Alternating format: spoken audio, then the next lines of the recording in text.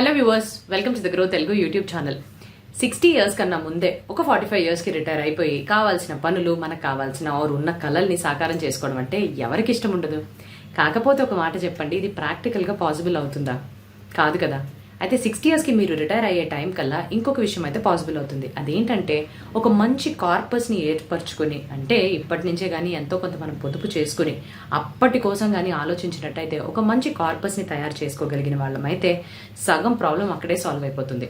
ఆర్థిక భద్రత ఏర్పడటంతో పాటు అప్పుడు కావాల్సిన ఖర్చులు పోగా మిగతా విషయాలకు కూడా మన దగ్గర సరిపడా డబ్బు ఉంది అని అంటే అదొక మెంటల్ పీస్ని చాలా వరకు తీసుకొస్తుంది. అయితే ఇటువంటి కార్పస్ని సరిపోయే విధంగా క్రియేట్ చేసుకునే విధానం ఏంటి, అసలు ఎలా చేయాలి? సో ఎప్పుడైనా డబ్బులు వచ్చినప్పుడు ఒకేసారి లంసమ్గా ఇన్వెస్ట్ చేసే దానికన్నా ఎవ్రీ మంత్ ఎంతో కొంత క్రమశిక్షణతోటి ఒక ఫిక్స్డ్ అమౌంట్ని ఫిక్స్డ్ తేదీకి మనం కానీ ఎవ్రీ మంత్ చేసుకోగలిగితే అది ఇంకా మంచి రిటర్న్స్ని తీసుకొచ్చి పెడుతుంది. సో ఇదే ధోరణిలో కానీ చూసినట్టయితే మ్యూచువల్ ఫండ్స్ వాళ్ళు ఈ ఫెసిలిటీని ఎప్పుడో మనకు అందించారు. దాన్నే మనం సిస్టమాటిక్ ఇన్వెస్ట్మెంట్ ప్లానింగ్ అని అంటూ ఉంటాం. సో ఏదైతే ఎంచుకుంటాం మనమో ఆ లంసంలో కాకుండా ఎవ్రీ మంత్ కానీ వేసినట్టయితే మనకు ఆ కాస్ట్ ఆఫ్ యావరేజింగ్ కూడా లభిస్తుంది, కాంపౌండింగ్ ఎఫెక్ట్ కూడా లభిస్తుంది. సో ఈ రెండు ఎఫెక్ట్స్ ఉండడం వల్ల ఎస్ఐపి అనేది చాలా ఉచితమైన విషయం. అండ్ మినిమం మీరు 500తో స్టార్ట్ చేసుకుంటూ మాక్సిమం పైన ఎంత లిమిట్ కూడా లేనప్పటికీ అసలు ఎలాగ ఈ ఎస్ఐపిస్ని వాడుతూ ఒక మంచి కార్పస్ని, అంటే మనము ఈ పర్టికులర్ ఈజీగా అర్థం అవడం కోసం ఒక 1 crore కార్పస్ని మీరు 60 ఇయర్స్ అప్పుడు రిటైర్ అవ్వడానికల్లా ఎంతగా మీరు ఎస్ఐపిలు వేస్తే ఆ పర్టికులర్ లక్ష్యాన్ని చేరుకుంటారు అనేది ఈ వీడియో ద్వారా చూసేద్దాం.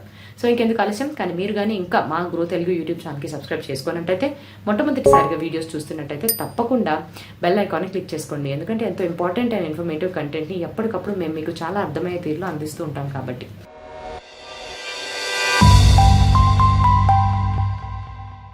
మొట్టమొదటి, ఒక ఫండ్ ఓర్ మ్యూచువల్ ఫండ్లో ఇన్వెస్ట్మెంట్ చేయడానికన్నా ముందు రైట్ అయిన మ్యూచువల్ ఫండ్ ఎంచుకోవడం అనేది ఇంపార్టెంట్. సో ఈ రైట్ అయిన మ్యూచువల్ ఫండ్ ఎంచుకోవాలి అని అంటే వివిధ రకాల పరిమితుల్ని, మనకి తెలిసిన విషయాల్ని, తెలియని విషయాల్ని తెలుసుకొని కూడా మనము అనలైజ్ చేయాల్సి ఉంటుంది. అందులో ముఖ్యమైన విషయం యావరేజ్ రిటర్న్స్. సో ఒక ఎస్ఐపి అసలు యావరేజ్గా ఎంత రిటర్న్స్ని వాళ్ళ పెట్టుబడిదారులకు ఇస్తుంది అనే విషయం చాలా కీలకమైన విషయం. అయితే దీన్ని మనం ఎలా చూడొచ్చు? అండ్ నేను ఇంతకుముందే చెప్పినట్టుగానే మీరు ఒక దీర్ఘకాలికంగా, అంటే రిటైర్మెంట్ ప్లాన్ అనేది ఇప్పుడు రేపట్లో కాదు, సో మినిమం ఒక 20 to 30 ఇయర్స్ తర్వాతే మీరు రిటైర్ అవుతారు కాబట్టి, అంటే కన్సిడరింగ్ యువర్ ఏజ్ 25-30 మధ్యన ఉంటే ఒక 25-30 ఇయర్స్ వరకు తర్వాతే రిటైర్ అవుతారు కాబట్టి ఈ దీర్ఘకాలికమైన దానికి మనం ఎస్ఐపిస్లో వేసుకుంటూ వెళ్తే ఎటువంటి మ్యూచువల్ ఫండ్స్ని ఎంచుకోవాలి? సో తప్పకుండా ఈక్విటీ మ్యూచువల్ ఫండ్స్ని ఎంచుకున్నట్టయితే మనకి బెటర్ రిటర్న్స్ తీసుకొస్తుంది, లాంగ్ టర్మ్లో అని మనం అందరం కూడా అనుకుంటాము. అండ్ అదే కూడా ఫ్యాక్టే.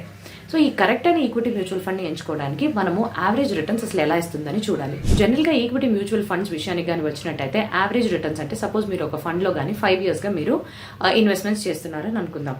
అండ్ ప్రతి సంవత్సరం కూడా మీకు డిఫరెంట్ రేట్స్ ఆఫ్ రిటర్న్స్ అనేవి లభిస్తున్నాయి. అంటే మార్కెట్స్ అనేవి వాలటైల్గా ఉంటాయి కాబట్టి ఈ రేట్స్ అనేవి మారుతూ ఉంటాయి. సో 5 ఇయర్స్కి కాంప్రహెన్సివ్గా అసలు యావరేజ్గా మీకు ఎంత రిటర్న్ వచ్చింది అని అంటే మీకు వచ్చిన total return divide by 5 years చేసి ఇస్తారనమాట. అయితే మనం ఎప్పుడైనా ఈక్విటీ మ్యూచువల్ ఫండ్స్ని జనరల్గా మాట్లాడుకోవాలి, జనరల్ యావరేజ్ రిటర్న్స్ ఎంత ఉంటాయి అని అంటే కన్జర్వేటివ్, అంటే తగ్గించుకుని చెప్పుకోవాలంటే 8 to 9% మినిమం ఉంటుంది. అండ్ అదే హయ్యర్ సైడ్లో చెప్పుకోవాలి అని అంటే 10 to 12% మధ్యలో కూడా రేంజ్ అవ్వచ్చు అని మనం చెప్తూ ఉంటాము. కాకపోతే ఎప్పుడైనా మీరు మ్యూచువల్ ఫండ్స్ని ఎంచుకోవడానికి ఇదొక మంచి మెట్రికే. పాస్ట్లో ఇలాగ అయింది కాబట్టి ఫ్యూచర్లో ఇలాగే ఉంటుంది అనేది ఎప్పుడు కూడా మనం అస్యూమ్ చేసుకోకూడదు. ఎందుకంటే మార్కెట్స్ ఎక్కువగా వాలటైల్గా ఉంటాయి కాబట్టి మార్పులు చేర్పులు దీని ఒక ఆధారంగా మన రేట్ ఆఫ్ రిటర్న్ కూడా మారచ్చు. అయితే నేను ఇప్పుడు మీ ముందు 2 మ్యూచువల్ ఫండ్స్ యొక్క ఫ్యాక్ట్ షీట్స్ అనేవి చూపిస్తాను. సో ఈ 2 ఫండ్స్ వాళ్ళు ఇన్సెప్షన్ టైం నుంచి ఇప్పటిదాకా అసలు ఎలా పర్ఫామ్ చేసినాయి, అండ్ ఈ ఫండ్స్లో కానీ మీరు ఎంచుకుని ఒక 5 ఇయర్స్ కానీ 10 ఇయర్స్ కానీ 15 ఇయర్స్ కానీ ఇన్వెస్ట్మెంట్ చేసినట్టయితే ఎంతవరకు మీరు సంపాదించుంటారు, రేట్ ఆఫ్ రిటర్న్ ఎలాగుందని తెలుసుకుందాం. మొట్టమొదటి SBI small cap fund. So దీన్ని 9th September 2009లోని ప్రవేశపెట్టారు.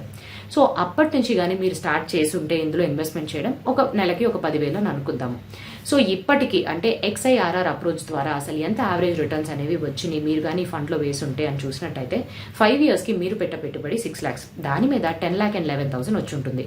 అండ్ అలానే 10 ఇయర్స్కి కానీ చేస్తుంటే ఇది 12 lakhsగా మారి మీకు 37 lakhs వరకు వచ్చి ఉంటుంది అనమాట. సో రిటర్న్స్ ఈ విధంగా జనరేట్ అయ్యేవి. ఇప్పుడు రెండో మ్యూచువల్ ఫండ్ గురించి చూద్దాం, Canara Robeco flexi cap fund. So ఇది 16th September 2003లో దీన్ని ప్రవేశపెట్టారు. సో అప్పటి నుంచి ఇప్పటిదాకా మీరు కానీ ఈ ఫండ్లోని ప్రతి నెల ఒక 10,000 రూపీస్ని తీసుకుని ఇన్వెస్ట్మెంట్ చేస్తున్నట్టయితే మీకు రిటర్న్స్ ఎలాగొస్తాయని చూసినట్టయితే 10 yearsకి మీరు పెట్టే పెట్టుబడి 12 lakhs. సో దీనిపైన మీకు దాదాపుగా 12.95 అంటే 13% రిటర్న్స్ ఇస్తూ 12 lakhs కానీ ఇన్వెస్ట్ చేస్తుంటే 23,60,000 పొందేవాళ్ళు. అండ్ ఇదే పర్టికులర్ ఫండ్ లో 15 years దాకా కానీ మీరు ఇన్వెస్ట్ చేసినట్టయితే 18 lakhs ఇన్వెస్ట్ చేస్తుంటారు. అండ్ దాని మీద మీకు లభించేది 53,88,000 అంటే దాదాపుగా 13% రిటర్న్ అనమాట. అయితే కొన్నిసార్లు ఈ లెక్కలు మనం లెక్క కట్టడానికి ఒక మంచి మ్యూచువల్ ఫండ్ ని ఎంచుకోవడం జరుగుతుంది అండ్ దాని ఒక రిటర్న్స్ ని కూడా అనలైజ్ చేయడం జరుగుతుంది. కానీ ఇదే ఆధారంగా ఇలాగే ఉంటుంది అని అసెంప్షన్ తో గుడ్డిగా ముందుకు వెళ్ళడం అనేది చేయకూడదు. ఎందుకంటే మ్యూచువల్ ఫండ్స్ లో మీరు ఇన్వెస్ట్ చేయడానికన్నా ముందు టర్మ్స్, కండిషన్స్ అండ్ మార్కెట్ వాలిటాలిటీని కూడా అర్థం చేసుకుని మీరు అందులోకి వెళ్ళాలి. అయితే ఇవంతా ఒక జనరల్గా యావరేజ్ రిటర్న్స్ ఎలాగొస్తాయని అర్థం చేసుకోవడానికి. అయితే మనం మొత్తం డిస్కషన్ ఏంటి, మీరు రిటైర్ అయ్యే టైం కల్లా ఒక 1 crore కార్పస్ ఫండ్ని ఎలా క్రియేట్ చేసుకోవాలి అనేది. సో ఇలాగా మీరు చేసుకోవడానికి నేను ఇంతకుముందే చెప్పింది ఏంటంటే క్రమశిక్షణతో ప్రతి నెల కూడా మీకు మొట్టమొదటి శాలరీ వచ్చిన దగ్గర నుంచి మీరు కానీ ఇన్వెస్ట్మెంట్ చేయడం మొదలు పెడితే తప్పకుండా మీ లక్ష్యానికి చేరుకోవచ్చు. అయితే నేను చెప్పే ఒక సింపుల్ ఎగ్జాంపుల్ని అర్థం చేసుకుందాం. అంటే నేను ఈ 1 crore తయారు చేయడానికి 1 crore కార్పస్ని రీచ్ అవ్వడం కోసం వివిధ రకాల ఏజ్ గ్రూప్స్ ని తీసుకుందాం. బికాస్ వీడియోస్ చూసే వాళ్ళు ఇప్పుడే స్టార్టింగ్ లో 25 years అవ్వచ్చు అండ్ వెంటనే కూడా మీరు జాబ్ లో జాయిన్ అయ్యి మీరు ఆల్రెడీ సంపాదిస్తున్న వాళ్ళు అవ్వచ్చు. ఆర్ ఇంకొంతమంది ఎస్ఐపీలు స్టార్ట్ చేయడం నేను అసలు ఒక క్రమశిక్షణగానే పెట్టుకోలేదు, నాకు 30 years వచ్చేసింది అనొచ్చు, ఆర్ 35 years. సో మేము ఏజ్ కేటగిరీస్ ని 3గా తీసుకున్నాం, 25, 30, 35. సో నెక్స్ట్ రిటైర్ అవ్వడానికల్లా మీకు కొంచెం ఏజ్ అనేది రిమైనింగ్ ఉంటుంది. అండ్ దెన్ రిటర్న్స్ మీరు కానీ మ్యూచువల్ ఫండ్స్ లో సాధారణంగా ఇన్వెస్ట్ చేసినట్టయితే నేను మీకు కన్జర్వేటివ్ సైడ్ లో కూడా ఇచ్చాను, hire side. So hire side అయినా 12% రిటర్న్స్ కానీ మీకు వస్తున్నట్టయితే మీరు ఎంత ఇన్వెస్ట్ చేయాల్సి ఉంటుంది ప్రతి నెల. సో 25 years వాళ్ళైతే మీకు ఇంకా 60 years చేరుకోవడానికి 35 సంవత్సరాలు మిగులుతాయి. అప్పుడు మీరు నెలకి 1,600 రూపాయల చొప్పున ఎస్ఐపి స్టార్ట్ చేస్తే తప్పకుండా మీరు రిటైర్ అయ్యే టైం కల్లా 1 కోటి రూపాయలతో బయటికి రావచ్చు. అండ్ అదే మీరు కానీ 30 years లో స్టార్ట్ చేస్తే 1,600 కాదు, దానికన్నా ఎక్కువ ఉంటుంది, 2,900. ఎందుకంటే మీకు మిగిలిన కాలం జస్ట్ కేవలం 30 years, 5 years డౌన్ అయిపోతాయి కదా.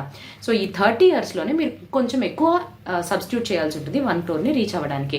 అదే కానీ మీరు 35 years నుంచి స్టార్ట్ చేస్తే రిటైర్ అవ్వడానికి కేవలం 25 సంవత్సరాలు మాత్రమే ఉంటుంది. కాబట్టి ఇంకా ఎక్కువగా మీరు ఇన్వెస్ట్ చేయాలి, అది 5,300 per month. సో ఇవన్నీ ఇలా ఉండగా ఎవరికి కూడా 1 కోటి కన్నా ఎక్కువ వస్తుందంటే ఎందుకు కాదంటారు? దానికి ఏదైనా ఒక చిట్కా ఉందంటే తప్పకుండా ఉందండి. మీరు కానీ మామూలుగా ఎస్ఐపీస్ వేస్తున్నట్టయితే స్టెప్అప్ అనే ఆప్షన్ గురించి వినే ఉంటారు, ఆర్ లేకపోతే ప్లీజ్ తెలుసుకోండి. ఈ స్టెప్అప్ అనే ఆప్షన్ ద్వారా ప్రతి సంవత్సరం ఆఖరికి ఏదైతే మీరు ఎస్ఐపి వాల్యూ వేస్తున్నారో దాంట్లో ఎంతో కొంత పర్సెంటేజ్ ఇంక్రీజ్ అనేది అవుతుంది. ఇది మీకు తెలియకుండానే జరుగుతుంది మీరు కానీ ఈ ఆప్షన్ని ఎనేబుల్ చేసుకుంటే.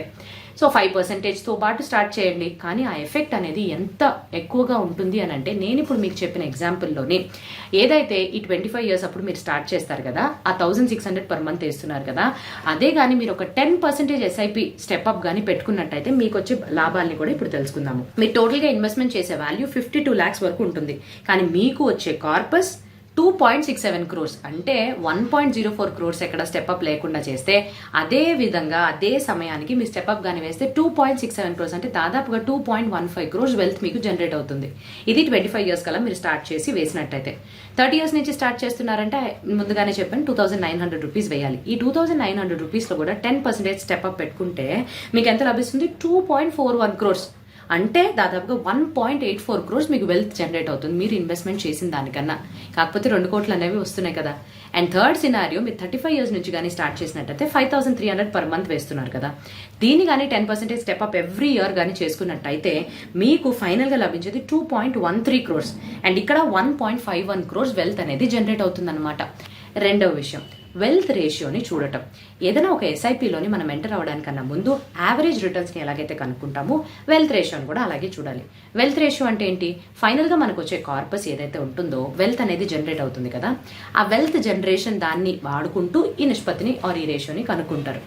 అయితే దీని ఆధారంగా దీన్ని మనం ఎలా అర్థం చేసుకోవాలి సింపుల్గా అంటే, ఏవైతే ఎస్ఐపీస్ బాగా పర్ఫామ్ చేసి మంచి కార్పస్ని ఫైనల్గా క్రియేట్ చేస్తున్నాయో వాటికి వెల్త్ రేషియో తక్కువే ఉంటుంది. సో ఈ పర్టికులర్ లాజిక్ని కానీ మీరు అప్లై చేసినట్టయితే తప్పకుండా వెల్త్ రేషియోస్తో పాటుగా అనలైజ్ చేసుకున్నాక ఆ పర్టికులర్ ఫండ్లోకి మీరు ఇన్వెస్ట్మెంట్స్ అనేవి చేస్తారు. ఇప్పుడు రెండో విధానం, ఇప్పుడు నేను 1 crore కానీ 2 crores కానీ ఈ ఇయర్స్లో కానీ స్టార్ట్ చేసినట్టయితే ఎలా చేయాలా అని చెప్పాను. రెండోది అందరూ జనరల్గా ఏం చెప్తారు అని అంటే 60 years కన్నా 45 yearsలోనే నువ్వు రిటైర్ అయిపోవాలి అని అనుకున్నావని అనుకో, దానికి కూడా మనము కార్పస్ని ఏర్పరచుకోవచ్చు, అదేం పెద్ద విషయం కాదు అని అంటున్నారు. సో ఫర్ ఎగ్జాంపుల్ మన వయసు 25 సంవత్సరాలు. 25 సంవత్సరాలు ఇప్పుడు స్టార్ట్ అయ్యాము. సో ఎంత కానీ మనము ప్రతి నెల ఎస్ఐపి ద్వారా వేసుకుంటే 45 years కల్లా మనం రిటైర్ అయిపోతాం. సో దీనికి మనం కొంచెం బ్యాక్ వర్క్ చేయాల్సి ఉంటుంది. సో ఇప్పటిదాకా ఏం చేసాము, మన అవసరాలు ఏంటి, ఇంత కార్పస్ అని అనుకుని వెళ్ళాము కదా. సో అలా కాకుండా మనం ఒక చిన్న బ్యాక్ వర్క్ చేద్దాము. ఫర్ ఎగ్జాంపుల్ మీరు 25 సంవత్సరాలతో మొదలయ్యారు. సో మీకు సంవత్సరానికి అయ్యే ఖర్చులు 7 లక్షలని అనుకుందాం. సో ఇది 25 సంవత్సరాలకి. 45 సంవత్సరాలకు వచ్చినప్పుడు రెస్పాన్సిబిలిటీస్ పెరుగుతాయి, ఇన్ఫ్లేషన్ రేట్ పెరుగుతుంది, ఇవన్నీ పెరగడంతో ఈ ఖర్చులు కూడా పెరుగుతాయి. 5% ఇన్ఫ్లేషన్ రేట్ వేసుకుని ఈ 7 లక్షల్ని మనము ఇన్ఫ్లేషన్కి అడ్జస్ట్ చేసినట్టయితే అప్పుడు 45 సంవత్సరాలకి 20 లక్షలు నాకు సంవత్సరానికి ఖర్చులు అవుతాయి. సో నేను ఈ ఖర్చులన్నీ పోగా ఇంకొంచెం డబ్బుల్ని దాచుకునే విధంగానే నా కార్పస్ని ఏర్పరచుకోవాలి. కరెక్టే కదా. అయితే ఈ 20 లక్షలు మనకి ఎక్స్పెన్సెస్ అని తెలిసింది. సో నేను 45 సంవత్సరాలకు రిటైర్ అయితే 75 సంవత్సరాల కంటే ఇంకా 30 సంవత్సరాలకి ఈ ఎక్స్పెన్సెస్ నేను చేరుకోగా మిగతా ఏదన్నా కూడా ఖర్చు పెట్టే అంత విధంగా నా కార్పస్ అనేది ఉండాలి. అండ్ అందరూ అడ్వైస్ చేసే విధం ఏంటి అని అంటే, ఎంత మీరు కార్పస్ని ఏర్పరచుకుని అది 45 years అవ్వచ్చు, 60 years అవ్వచ్చు, మొట్టమొదటి సంవత్సరంలోని 4% ఆఫ్ ద సేవింగ్స్ మాత్రమే మనము విత్డ్రా చేసుకోవాలి. అండ్ ఈ 4% ఎందుకు అని అంటే, మనకి ఇన్ఫ్లేషన్తో పాటు ఎవ్రీ ఇయర్ ఖర్చులు పెరుగుతాయి కదా.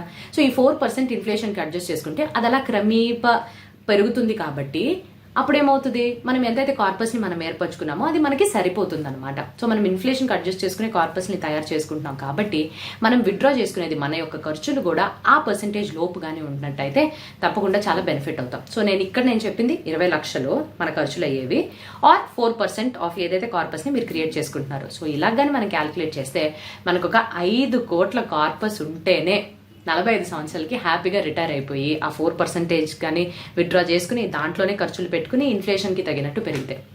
అయితే ఈ 5 కోట్లని ఎలాగా మనము చేయాలి, ఆర్ 5 కోట్లు మనం చేరుకోవడానికి ఎంత ఎస్ఐపిని మొదలెట్టాలి. సో ఇది జనరల్గా మీ క్యాలిక్యులేటర్స్ ద్వారానే కూడా మీరు క్యాలిక్యులేట్ చేసుకోవచ్చు. కానీ సిన్స్ ఈ వీడియోలో చేస్తున్నాము కాబట్టి దీంట్లో ఈ పర్టికులర్ ఒక టిట్ బిట్ లాగా మేము యాడ్ చేయడం జరిగింది. సో 5 crore కార్పస్ని కానీ మీరు 20 yearsలో అంటే 25 నుంచి మొదలు పెడుతున్నారు, 45 లోపు మీరు 5 crores సంపాదించాలి కార్పస్గా. అప్పుడు కానీ మీరు హ్యాపీగా రిటైర్ అవ్వలేరు.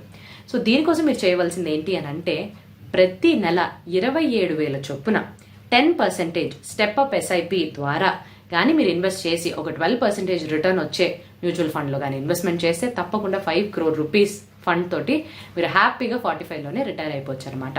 సో ఇదండి, మీరు ఒక కార్పస్ని ఎలా తయారు చేసుకోవాలి, ఏ విషయాల్ని చూడాలి, ఒక 1 crore కార్పస్ని క్రియేట్ చేసుకోవడానికి మీ వేరే ఏజ్ బ్రాకెట్స్ ద్వారా మీకు ఒక ఎగ్జాంపుల్ ద్వారా తీసుకొచ్చామన్నమాట ఈ ఫ్యాక్ట్ని. ఐ హోప్ మీకు ఈ video నచ్చుంటుందని.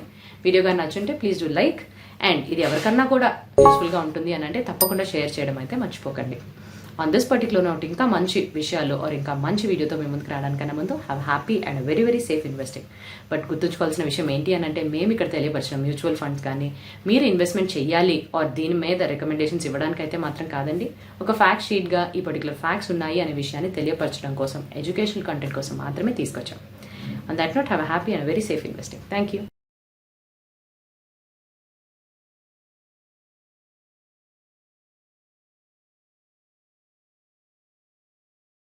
Investment in securities market are subject to market risks. Read all the related documents carefully before investing. Please read the risk disclosure documents carefully before investing in equity shares, derivatives, mutual fund, and/or